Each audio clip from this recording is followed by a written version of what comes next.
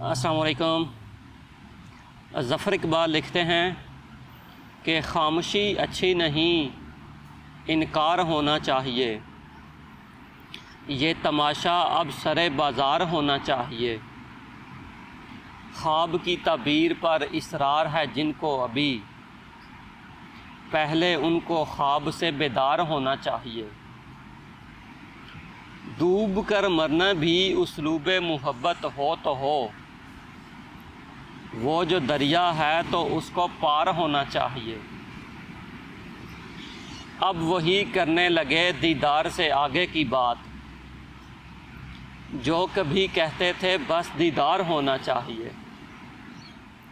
बात पूरी है अधूरी चाहिए ए जाने जां, काम आसान है इसे दुश्वार होना चाहिए।